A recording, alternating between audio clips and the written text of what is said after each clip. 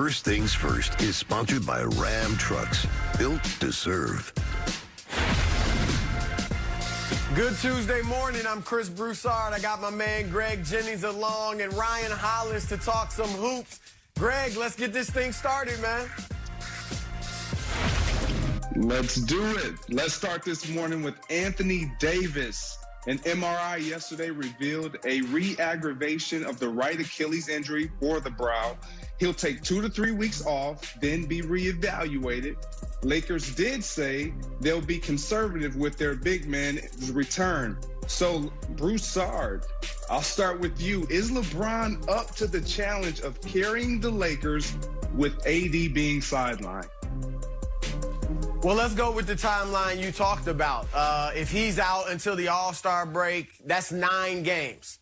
The schedule's not too tough. I mean, they do have Brooklyn, they do have Utah, Portland, Phoenix, but it's not an unmanageable schedule. And remember, they're 4-1 right now without AD. So if you're asking me, can LeBron keep them from falling from the 2nd seed where they are right now in the West to the 5th or 6th seed? Sure. I have no doubt that LeBron can carry that load. And I don't think he's going to have to go 40 minutes a night. I wouldn't do that. If I'm the Lakers, I'd keep him around 36 to 34 minutes a night. I wouldn't overburden LeBron during this stretch.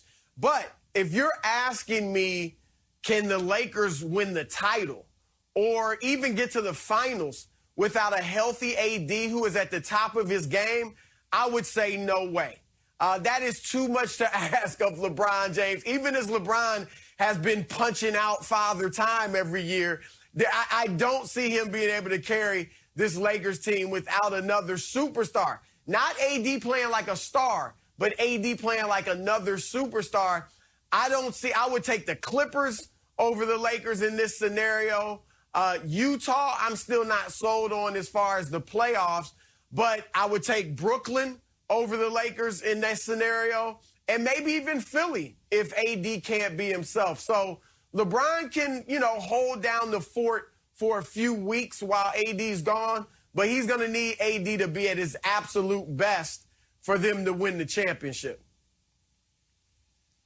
Chris, I'm glad that you clarified right there, because one of the questions was, can he do it in the regular season? Yes, I agree. But when it comes to the postseason and LeBron James, I agree. This is going to be a tough carry for him. Why do you say that? In the NBA now, you win with star power.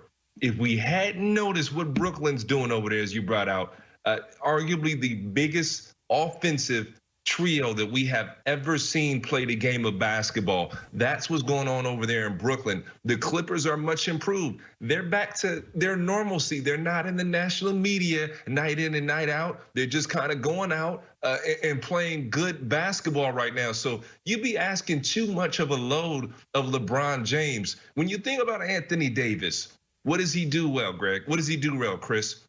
It's not just his scoring, not just his rebounding. Anthony Davis, with his athleticism, covers so much ground defensively, and on the offensive end, he literally spreads you thin. You've got to play from rim to three-point line. He's arguably the best finisher in basketball. He can step back, hit the deep three. He can roll to the rim. He can short roll you. He can post up a smaller mismatch. And in the NBA Finals, I believe that Anthony Davis really came into his own. So can LeBron James make it through the playoffs without Anthony Davis as dynamic as he was? I agree, Chris. I do not think that he can do it with the firepower and the way guys have loaded up in the NBA today. Yeah, I agree with both of you, but I think we sometimes forget. Yes, LeBron is getting older, but this is what he has always done. He's always had to bear the brunt, carry the load, if you will. This is how he's been built. He's built for this in moments like this. However, in saying that, I do agree with you guys as far as the playoffs, but this is why they acquired Dennis Schroeder, Montrezl Harrell, these guys who you got Montrezl Harrell coming off the 6th Man of the Year award and the runner-up being Dennis Schroeder. And you got these guys not just because of what they do coming off the bench. Obviously, Schroeder's in a starting position, playing more minutes. You're asking him to do something that alongside players that he's never played with before at this caliber, when LeBron and an AD. But these guys are here configured on this roster to step up in cases just like this. So for the regular season,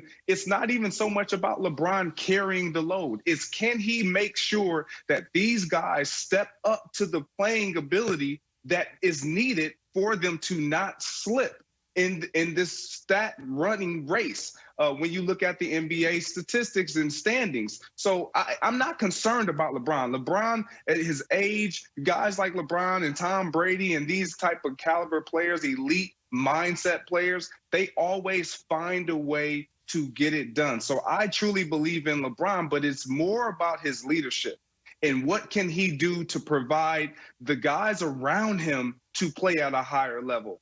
That's what's most important. That's what's going to help him carry this load, not about the amount of minutes that he puts in or has to play or the amount of points that he has to score. It's not just solely about those things. And Ryan, to your point about Anthony Davis and what he brings, it's the defensive mentality. When we talked about this team earlier in the season and they were slipping defensively, who was that catalyst to get them back on track? It was Anthony Davis. And so, yes, offensively, and his numbers are down, but AD, but when you look at his numbers, they're down a little bit this year, but defensively is where he is the guy that makes this thing work for this Lakers team. Here's another thing about this little stretch run without AD. This could solidify LeBron as the true front runner for the MVP race. I have him number one on my ballot right now. I know it's early. I've got him slightly ahead of Joel Embiid, who's been missing a lot of games, or at least 6 games of the 27, 28 that Philly's played.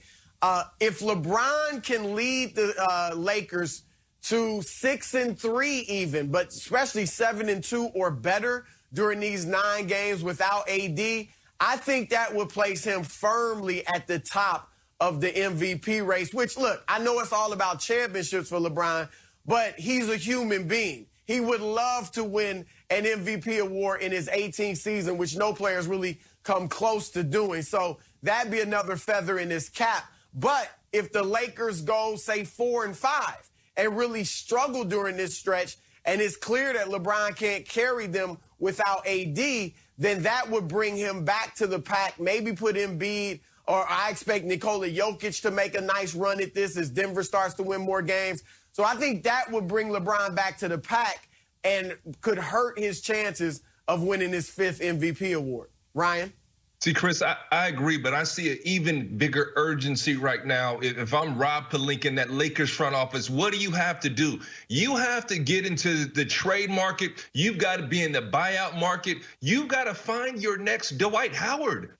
This team is not good defensively. Last year, you may rival the Lakers team last year with some of the greatest Lakers defense in history. As you heard me, some of the greatest Lakers defense in history. If they can't defend, and you've got to make LeBron James outscore you at his age, that's not how he wants to play.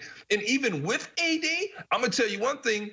The Lakers better find a way to play some defense. Nikola Jokic is serious. If somehow, as you brought up, Chris, Joel Embiid is in the playoffs, they don't have anybody to guard him, okay? And then if you got the firepower of the Nets, and it's not just that you can't score with them, it's the paint. If the Nets are having a field day in the Lakers paint, yo, it's a problem. There's no Big E. There's no Howard in there. I played with Marc Gasol, former defensive player of the year, but the thing about Marc Gasol doesn't have the same legs, and he was never a great shot blocker. He was more from an intelligence standpoint. And Trez is improved defensively, but he's not a stopper. So they still need something else, even with Anthony Davis. But I agree, Chris. We're going to touch on it a little later in the show. This could very well set up LeBron James for MVP. You're just waiting for that moment where you get behind and be like, yo, he's MVP because of this. And if LeBron James gets busy now with no AD, we can, look at what he did without Anthony Davis. And LeBron James is very aware, Greg. He's very aware of it.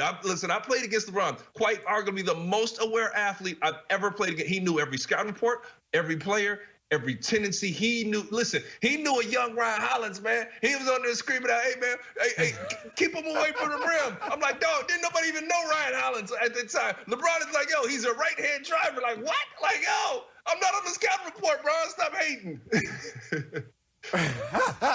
I love the energy, Ryan. All right, we will get back to this later. There's no doubt about it. But let's talk about the NBA Super Six. $25,000 at stake, folks. It's up for grabs tonight. Download the app and play for your chance to win. More First Things First coming your way.